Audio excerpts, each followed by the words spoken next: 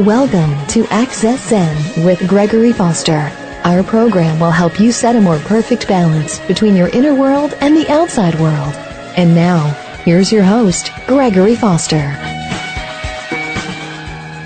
And good morning, folks. How's everyone doing out there? Beautiful Thursday here, and it's very nice here in Southern California. Not to rub it in or anything, but it is pretty nice over here. No rain or anything like that. So I'm Gregory Foster, your host, and you're listening to Access Zen. Good morning, and we've got a really special show set up for you today. The title of this week's show is called Know Yourself, Transform Your Life, and we're going to be having an excellent guest come on by the name of Kyle Mercer. He's the president and senior life coach with the Garden Company. So before we get into that, let's talk about what we learned from last week. Was how to manage our distractions, and let's face it, like we talked about last week, it's amazing how much of a world we live in today that is so automated and so quick and fast in terms of the devices that we have. We have iPhones that we check our email on, and it's just incredible, as I think about it, how dependent each of us are to what's going on. And this past weekend was my third anniversary with my beautiful wife, Daggy. And one of the things that I really worked hard on from about 3 o'clock on Friday was to turn off the distractions so that I could begin to really just focus in on her and us. And, I will tell you, it was easier for me this past week because I took the time to really kind of plan it out, and I kind of let people know, look, I'm going to probably drop off the face of the earth for the weekend because I just want to spend it with my lovely, beautiful wife. But it's something that when you think about it in your life, and you think about things that are going on, there are so many emails, there are so many voicemails, and to me, it's all about prioritizing what's really important and being able to kind of manage out those types of distractions. And so, whether it's, an anniversary, or it could be a birthday, or it could just be saying to yourself, you know what, I'm going to willfully not answer the phone. I'm not going to call 10 friends today. I'm not going to respond to 20 emails. I'm just going to take that time for me, for myself, for my life, and in my case, with my wife. So I just want to share with you that, everything that Satyananda told us last week, I really made an earnest attempt this past week to apply it. And I have to say, 1 for 1. So let's just take a moment. I think it would probably be, really great to maybe read real quickly, briefly, the word for the day from Craig Renwick. So let me just read this very briefly, and then we'll kind of get into the show. So this is from it's titled The Possibilities from 4:11. He says, you need to be relentless and courageous with your heart and get off the sofa of complacency. As sure as the sun will rise in the east and set in the west, if there is not full engagement with your heart and the world around you, will no doubt have regrets later on. You may think so and believe that you are engaged now, but if there was even the slightest hint of defense and justification as you read the first sentence here, then I would place a good bet that you may not be totally. Perhaps there is more you can do to open yourselves up to the possibilities. And what are the possibilities, you may ask? Well, that's a very good question, and I'm glad you asked. The answer is, I don't know. It's up to you. Each and every one of you is a complete individual, and while there may be similarities with us, each one of us has a deeper core that, when engaged, lights up like a 10,000-watt bulb. What will engage you may not engage me, but unless you're relentless with your heart and to love and be loved, you may not smash through that barrier and hit the button of engagement that will light that bulb. So come on, open yourselves up to the possibilities, wherever and whatever they are. Well, thank you, Craig, for kicking that off, because I think that ties into our show real nicely. And let me just add, it is the intention that drives the experience, how we deeply visualize and galvanize our beliefs and experiences largely determines the direction we're going to achieve in our lives. So that's kind of the theme of the show today. which is, are you ready to change your life? Have you ever asked yourself, if only I could make that change, lose those pounds, get better grades, if only I had more money, if only I had that job? Going deeper below the surface of who we think we are, learning to dig deeper and create a shift in awareness. That's kind of the direction we're going in. And so this morning and on the show today, as we talked about at the top of the hour, the theme of our show, know yourself, transform your life. And I know you're going, what the heck is Gregory talking about? What does that mean? Good morning, Kyle Mercer. Love to have you come on here and help us shake this up and get the groove thing going. How you doing today? Great. Good morning. We're excited to be here. Very excited to have you. So obviously the show is titled Know Yourself, Transform Your Life, and I'd like the listeners to kind of get to know who you are. So obviously we've already talked about you being the president and senior coach of the Garden Company. So tell us a little bit more about that and your unique background. Well, the Garden Company's been in operation for about 23 years now, and it actually is a family tradition. My father started the company, and when I was in my teenage years, he actually started his own personal transformation. He was a corporate lawyer, and he started teaching, and about 15 years I took it up and took over the company and have been teaching and philosophizing and growing myself ever since. Very impressive. So now you're based up there in Sandpoint, Idaho, of all places. Is that right? Yeah, right up next to Canada. It's a beautiful natural area, and I really appreciate the connection with nature. I think is one of the things that really supports us in doing our work. Yeah, that's beautiful. As I think you may know, I grew up in the Northwest in the Seattle area. Spent a lot of time over in Eastern Washington, and you're right on the border there, right?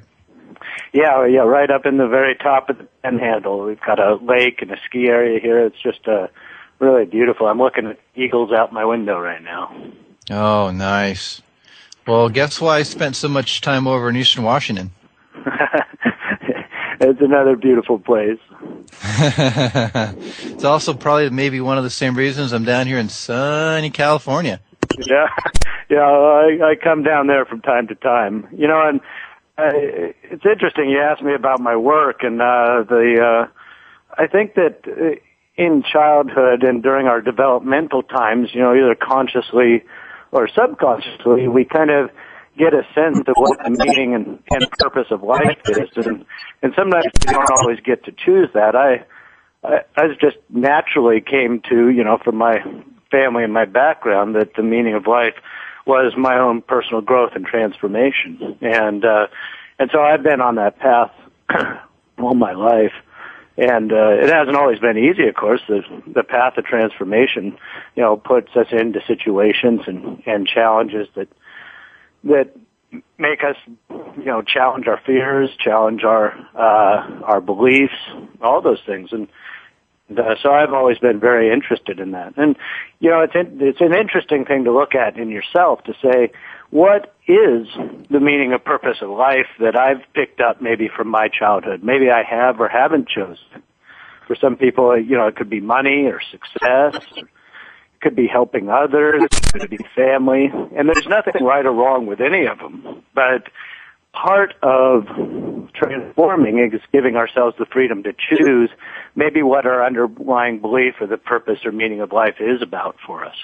That's a wonderful question to ask oneself. If I look at, maybe you have to look at your behavior or you look at, what you give your interest to, but I think it's a really important thing to take a look at. Have you always had this level of wisdom? How did you get to where you are? I know you've been with the Garden Company, 20 years? Is that right? Yeah. The level of wisdom's an interesting thing. The great wise people always know they're unwise, right? But anything that you spend your time on, I was just reading Malcolm Gladwell, 10,000 hours for mastery. And, for me, I spend most of my time every day thinking about these things and reading and exploring and having experiences and learning from other teachers. And so if you can find anybody that spends that amount of time on anything, you ought to go talk to them because they put in the hours to really understand and master their craft. So 10,000 hours is about 8 to 5 for 5 years, I believe. And I've spent more time than that. So, I think in our world we think that mastery and expertise comes from luck or these things, but it's really been pretty well proven that it comes from time spent doing something. Time spent going a little bit deeper inside ourselves, would that be accurate? Sure. Well, and I'm talking about mastering anything. In this, I devote, all my time to it, so I get a chance to really master it and through my reading and through my writing and all these things, particularly in working with people. So I do a lot of work on the phone. I do a lot of work face to face, but with practice, I've been, and I don't do anything magic. I just pay attention to what people say, and what they do with their body, and yeah, well, that's it allows you to see deeply into somebody when you practice that for a long time.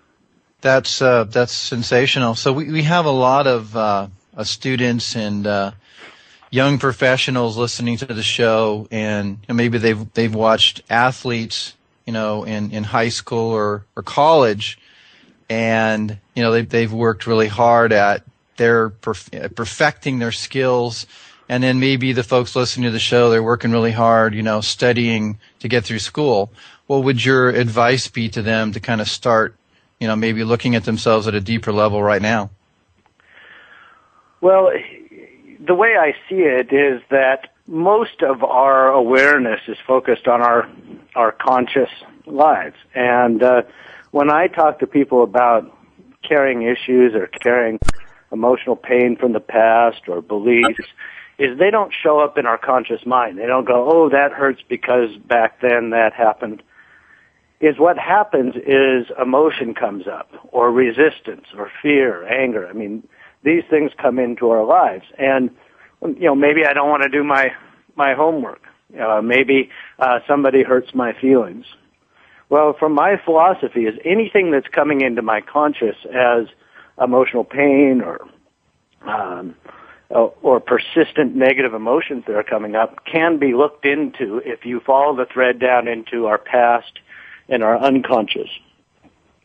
So with my clients, if something's coming up for them, they give me a call and we start following it down. And literally, we carry these past things somatically in our body.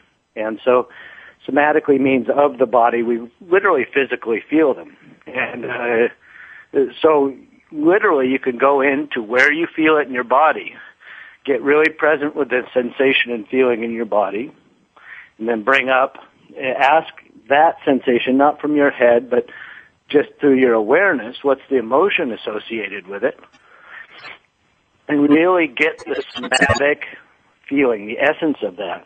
And then we can trace that back and say, when have I first ever felt this in my life?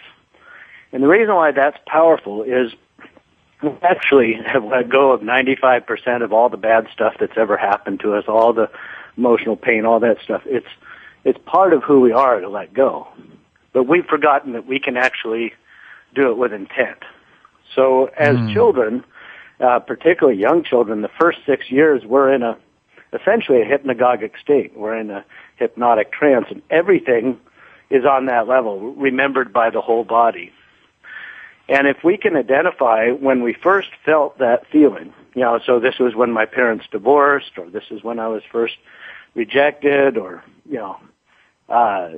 somebody hit me, these kind of things, is if that emotion was more than I could bear at that time, I actually stuff it into my body and then start to protect it with coping mechanisms. So this is literally like surgery almost, is that if we can follow that thread back and be willing to experience the rest of that emotion, meaning allow myself to feel it, is I can release it and let it go and it'll stop affecting me.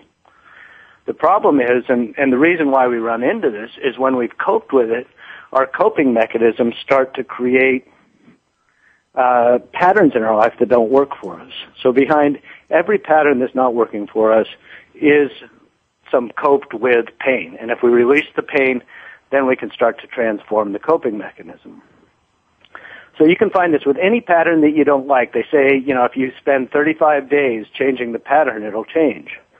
Well, that's true unless it's a coping mechanism to protect us from pain. And so if you have a pattern you want to change and just changing it for 35 days doesn't work, it means that under there is some emotional pain or an emotional issue that you have to release for that pattern to be able to change. That's awesome. Kyle, we're going to pick that up in just a moment. We're going to take a break. I'm Gregory Foster, and you're listening to Access Zen. And now, let's return to Access Zen. And good morning, we're back. And I'm on with Kyle Mercer. And before we went to the break, Kyle was kind of setting us up with the backdrop here of setting a place of challenging our fears from childhood, body memory, and releasing pain. And clearly we all go through our daily lives, and we've got all kinds of stuff that happened to us, whether it's at school on the way to class, or we're on the way to work, or we're socializing with our friends. Little things on the outside may trigger us, and we may think that's where the root cause is. But Kyle, it's a little deeper than that, isn't it? Yes, absolutely. But it's also a wonderful thing, because by tapping into that is that we start to become more free and deeper connection with our own spirituality, our joy in life, or our vitality in life, and the sense of freedom that we have. And so it may seem a little heavy, but the result of doing this work is just really a sense of openness and freedom that invaluable. So I know our listeners are sitting back there going, this is pretty interesting stuff, but do you have some examples of some folks you've worked with? Can you give me a track so I can follow it? How do you start this process, and tell me about that? Yeah, well, I can give you some examples. Recently, I had a young man come through, and he was in his late 20s, and he had come to me, and he just couldn't get his life started. He couldn't get it beginning. And as I talked to him and started to find out the story, kind of the context, is up to the time that he was about 20, is he was, very dynamic, very engaged, very alive in life, and he said he didn't understand it. Something happened, and he just lost all his boom and vigor. And here he was working in a job that he didn't like, and but he just couldn't get up the energy, and he didn't understand it. And so I started asking him questions. I said, "Well, what happened 8 years ago?" He said, "Well, I don't know." Well, let's just take a look at it. And once we get out of our heads and start asking the question more of our heart or of our core, we actually know such an incredible amount. And he said, "Well, I don't know. Just the only thing I can think of is, that's about when my grandfather died." And I said, "Oh, and who was your grandfather in your life?" And he said, "Well, he was the one that really gave me my love and my direction, and he was just really inspirational in my life." And so I just asked him the question, when your grandfather died, did it feel like part of you died? And you could just see it go through his whole body. He said, "It totally did." And so, then I walked through a process of taking that part of his spirit back. And since then, he's found a new job and exactly the career he wanted. And that old vitality, he's got a girlfriend, and that old vitality and vigor is back in his life. He's back on track. But it can be something as subtle as that throws us off. Now, that's something that happened later in his life. There's a young woman that I worked with recently, and she was in her 20s, and she came to me because she was so frustrated. She just could not get her parents' approval. And she just said, it seems like they just love my brother and my sister so much, and they get all the approval, and I do all this stuff, and I never get approval. And I never get, I've got this wonderful boyfriend, and now they think he's so wonderful for taking me on instead of me to get this wonderful boyfriend. And this was really upsetting to her. And so I started asking her a question. I said, "Well, which child are you?" And she said, "Well, I'm the third of three." And I started to ask her, her older sister was born, and then 2 years her brother was born. And then it was only 1 year after that she was born. I asked her the killer question. I said, "Well, were you wanted?" She said, "Oh, yeah, I was wanted. I was an accident, but I was wanted. And ding, ding, ding, the lights go off. And we don't understand how deeply this affects our interpretation of life. But just even being an accident means that I'm on a different level or a different playing field than the other two children. They didn't have to earn their way in life. They were here because they were wanted. She was extra. She felt like a burden. She felt like, that she had to earn her way. She had to work harder to get praise and approval. And even up to her age, she was still trying to get the approval of her mom and dad. And when you need something like that, is that it gives it a different energy than whether you're just being yourself. So again, we identify that emotional source and how it colors our interpretation of life and let it go. And then it starts to let those approval-seeking behaviors go, and she gets to be more and more of herself as she lets go of those patterns. But can't change those patterns when it's locked in that childlike, desperate need for approval. And Kyle, so let me stop you there because I think this is a pertinent point.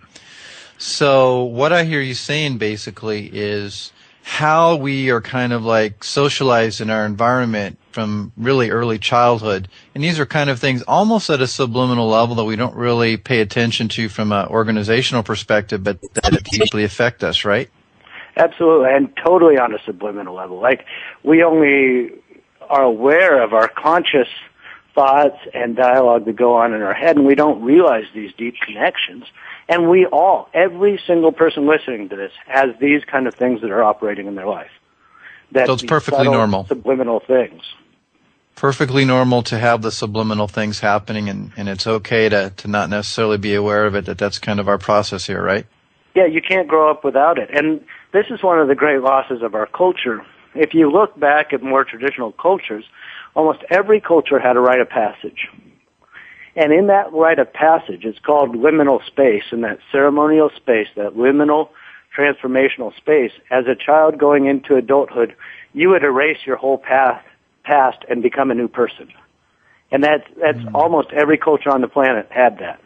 And we've eliminated it, and that's why we go through our whole lives as adolescents rather than as adults, because we never erase that childhood patterning, childhood imprints. Literally, when you went into a traditional rite of passage, it was like you were born again, and now you get to choose. As a child, you don't get to choose. As an adult, you do. But unless we do that rite of passage and erase and get to start from square one, we're bound into our childhood adolescent behavior. And you can see that with our leaders. You can see that with business people we work with. You can see it all around you once you know it's there.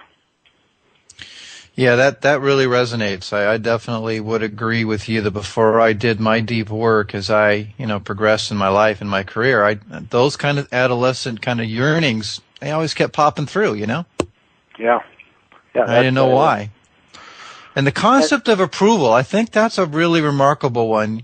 And it doesn't matter whether you're an only child or, like in my wife's case, she is six of six sisters plus a younger brother. So that effect that you just talked about, I know she's sitting here with me listening to me, but when she gets a chance to listen to the whole show, I know that will really resonate for her. The wanting to be approved, that's a huge thing, because it can send you in two directions, right? It can send you kind of into a compliant, well, what does my family want me to do? How would they want me to do it? And you kind of get stuck in that energy, or you get stuck in the other energy, which is I want to rebel from that. I don't care what they say. I'm going to do my own thing, right?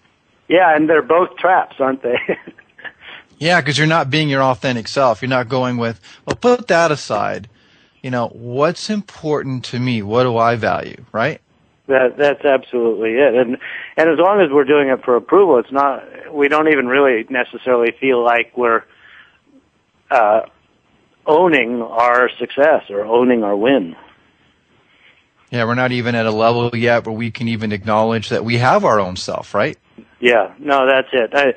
When people come and start doing their work like you have and the work that we do is there is a whole awakening to a whole nother layer and texture of life. And that is just one of the great gifts we can have in our lives, is to wake up. And but the challenge is when we wake up, we also have to do our work.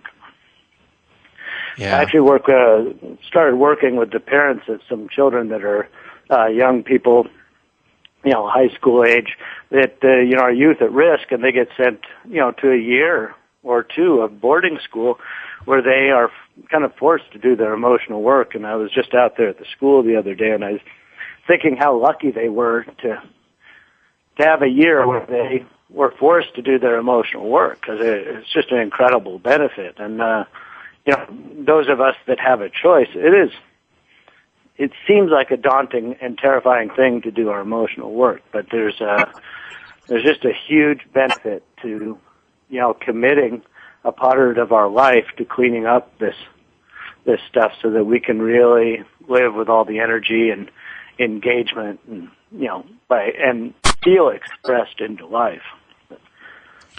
So the first thing is just kind of taking maybe a couple steps back and taking kind of an emotional inventory of our feelings in our drivers in our life at the moment. Would that be a good first step? Well, I think that's great, is start to recognize when we're getting the messages like upset, negative emotions, those kind of things coming forward, is instead of just kind of being a victim of them, is asking the question, what's behind them. But I really think that there's no substitute for having somebody that sits outside of you and help hold the space for you doing your work. And there's really no substitute from doing it in community as well, I think. So finding some place, whether it's a men's group or a women's group, or finding a technique, or people out there that are providing this service to help identify these things and really have that rite of passage, so that we can be in the world as adults. I love that, the rite of passage. So we're going to take a short break here, Kyle. When we come back, I want to spend a little bit more time talking about your boarding school experiences, because it resonates with me, because as I go up to the prisons, the prison project, the Freedom to Choose prison project I do with the University of Santa Monica that I know you've heard a lot about, we do meet a lot of young women, surprisingly in their teens and 20s, who are locked up for life for choices that they made because they weren't able to access those layers. Now, that's obviously an extreme part of our society, but it is growing. That part of our population, unfortunately, is a growing population. And even if you ratchet it back, that stuff definitely is affecting our population. So when we come back, Kyle, I want to dig a little deeper into that. I'm Gregory Foster. You're listening to Access Zen. And now, let's return to Access Zen. And thanks for listening to us this morning. We're on live with Kyle Mercer from the Garden Company. And Kyle, you're just kind of taking us down a journey of what happens sometimes for some of our listeners and some of the folks in the world when things don't quite go so well in our youth, and all of the layers that could potentially build up that may affect our career choices and may impact our earnings ability, future in life, right? Yeah, that's right.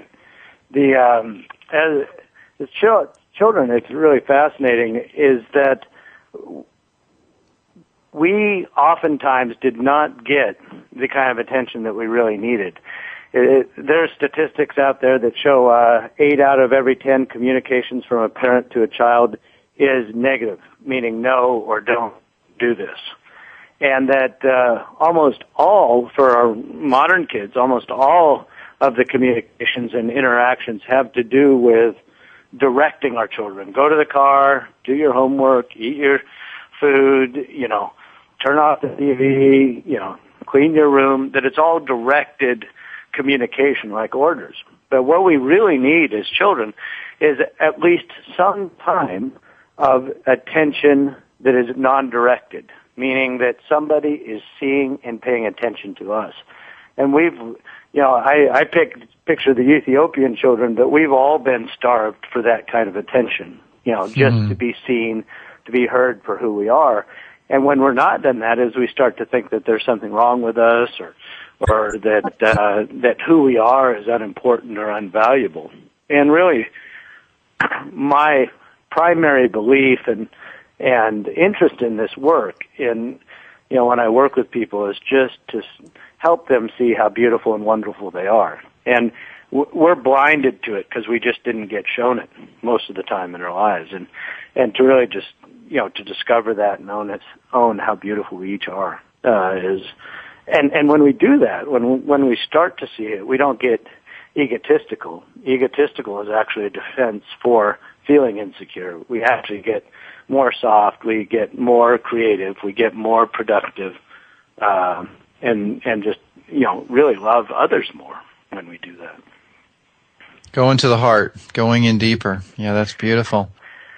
It's interesting. If you look at all the children that come out of, a certain womb or into a certain family, they all get essentially the same context, but they all turn out differently. And part of learning to accept ourselves and to find that beautiful aspect of ourselves, or to be at peace with ourselves, is to recognize that we're all unique. And that's one of those amazing mysteries of life, is how come we're all unique. And that's what leads us to this idea of spirit or authentic self. And as we discover and accept that authentic self, we actually become more powerful and potent because we bring what our real gifts are. And I think a lot of times we hear a story like that and say, wow, if I just had the discipline, or if I was just different, then I would be like that and have that determination. But we each come out different, and a big part of our job in life is to discover, the uniqueness of that difference and accept it, so we can all give, what we have to give into life. That's really exceptional. So before we took the break, you talked about this project that you work with, and forgive me here, but young adults who have gotten themselves into trouble. They're disconnected from themselves and their family. They're acting out, and they get sent to a boarding school. Is that accurately described? Yeah, and right now I'm working with the Monarch School, which is just a wonderful school for these to help these kids make the transformation. So let's take this from 2 points of view. Let's say I'm the parent of a young adult who's acting out.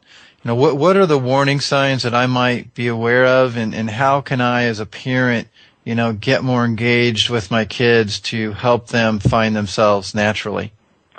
Well, really, we are so driven in our culture, to succeed and to, careers, or, what has our attention. And a lot of times that these behaviors are just really crying out for attention, or even to have some boundaries. Certain children just need some boundaries to feel safe, and they'll keep looking for them. And if they don't find them, they'll just get wilder and wilder. Yeah, that's part of the reason why these boarding schools are so great. Like my son, when he was a baby, he just felt better if he was swaddled up tight in a blanket. He felt that security of it. And actually, that's well known. Child raising is if you got a child that's kind of all over the place and uncomfortable, you wrap them up tight. But a lot of times, to feel secure, a certain kind of child needs to feel these boundaries. Other children don't need it, but because everybody's unique. That's interesting. That's really interesting, Kyle. So you got a child that's kind of like almost, and of course, the mode of the day is to give your child a drug, and whether it's for ADD or some other type of ailment, you give them some type of medication, rather than like what you suggested. Just maybe what they need is just a little bit more of attention. I know I'm way oversimplifying that, but is that kind of on the right track there? Yeah, it could be attention. They've actually found that 4 hours, statistically, 4 hours of exercise a day seems to be just as effective as ADD medication.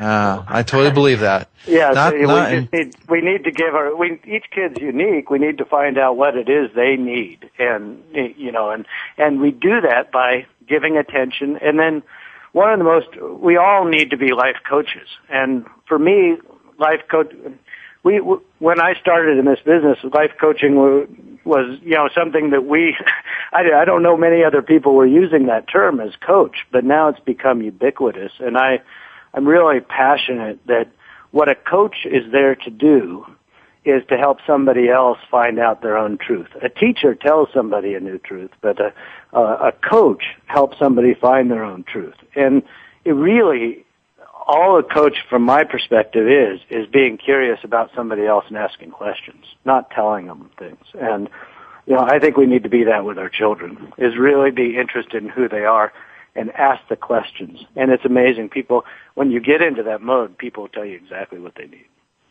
Wow, I love that, Kyle. Transforming parenting into parental life coaching, in a sense, right? Yes, that's right. And that's a really whole new way of looking at it. It's helping other people find their strength and encouraging them. It was Harry Truman. He said the best way to advise your children is ask them what they want to do and encourage them to do it. Well, we're going to take a break here in a moment, but I did just want to, highlight one of your points, and that is because my wife and I are planning on having a couple of children here in the near future, and I constantly think about how many hours a day do I work, and how focused am I on my own personal career. And I realize that sometimes I could see real easily putting myself in the parent's shoes how easy it is to get so distracted because you've worked so hard to build up this wealth and this success. And now you've got these children, and most people, as you say, in our culture, are not really taught rite of passage, not really taught how to be good listeners, not really taught to go deeper, how to really find ourselves from an intercommunication standpoint. So you work with both, right? You might work with a parent or a very successful career person, and you also work with the student. Is that correct?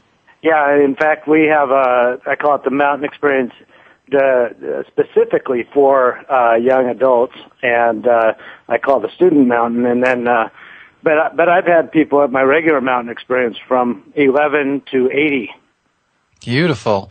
When we come back from the break, I want to hear more about that, because the reason why I'm bringing up both sides of this, folks, is because if you're a parent and you're listening to this, it's really important to understand, where your kids are coming from. And kids, it's also important to understand where your adults are coming from. What drives their idiosyncrasies? What makes them, not really hear you, not really listen to you? And everyone wants to be heard. So I think once we kind of get that out of the way, then we kind of create a safe space where we can all kind of work together and just find ourselves. Would that be accurate, Kyle? Yeah, I would say if you want your children to be great, do your work, because they're going to be just like you. Nice. Outer reality reflects inner experience. Yeah. I'm Gregory Foster, and we're on Access Zen. We'll be back in just a moment. And now, let's return to Access Zen. And we're back, and we're already at that last segment of the show. So, Kyle, pick us up where you left off on the mountain experience. I'm really curious to hear more about that, and I'm sure our listeners are as well. Well, this is a tradition in our company that goes back 23 years, the Mountain Experience, which was the first experience we ever did.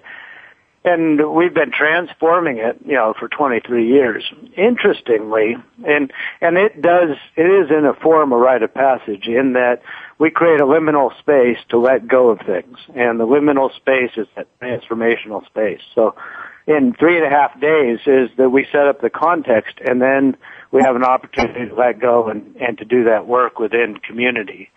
And what's so interesting is what we have found, over all these years is every time we do it, that we make it safer.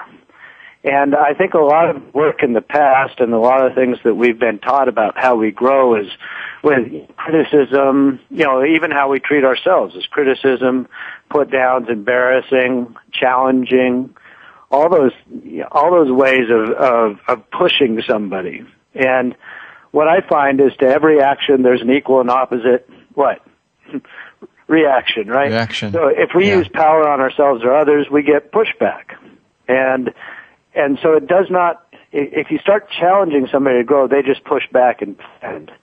But if you create a space and a story and a possibility for somebody to transform that seems so appealing they've got to have it, is that they want to make the transformation. And during that time, I guide them and teach them exactly the process for letting go. I teach them the transformational step by step. Not that it's not something that we don't already have as onboard equipment. It's just we haven't been taught about it, so we can't access it when we want to be.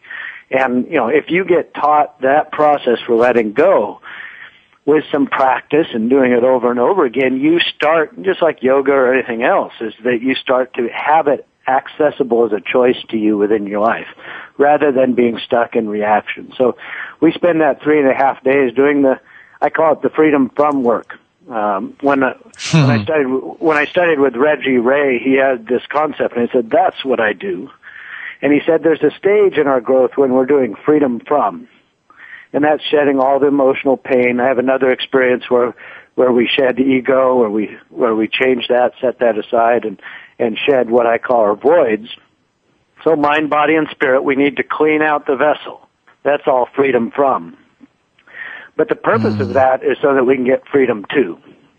And freedom to is in acting in my life, is that creative expression into life. And that's actually in some ways more challenging than the letting go. But we need to let go to make that possible. Actually, there's a great book about freedom too, and that's The War of Art by Stephen Pressfield, which is a fantastic book about engaging in our life and doing our work and emotional work and creative work and those things.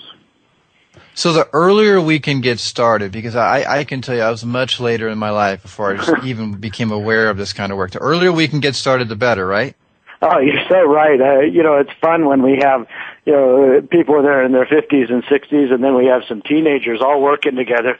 Because all I have to do is tell the younger people, as soon as I tell them, they let go immediately. And the older people are kind of crusty in their ways, and it takes me a little more effort to get them to do it. Everybody can do it, but if we do this when we're younger in life, it's just like investing. We start investing when we're younger, putting that money away. It grows proportionately, and we don't even need to put that much money away to have a bunch later on. So this is really an investment in yourself to do the work, because as you do this work, it pays off for the rest of your life. I mean, and it sets the stage for the relationships that we pick, being happier, making different choices than maybe our parents made, right? Absolutely. And enjoying being parents, enjoying our lives, tapping into the richness of our lives. I mean, I wish they started teaching it in kindergarten. So there's no magic bullet here, right? This is really doing deeper work and just getting to a place of being more abundantly happy naturally, right? Yeah, it is in a way a magic bullet. Cool. It's not the answer to everything, but it is in some ways the answer to the most important thing, and that is that we have the freedom to choose. We have the freedom to be in our life rather than in reaction to life, is that we actually get to act on life. So in a sense, it's kind of like that movie Limitless, where the guy, I don't know if you saw that or not, but the guy gets a little pill, and when he takes it, all of a sudden, all of his synapses become connected, and he's aware of everything. This is kind of a way, without using a pill, acts as a pill, to help us go within and really naturally connect all those synapses and become connected to our heart, right? Yeah, that's right. And Maslow talks about peak experience.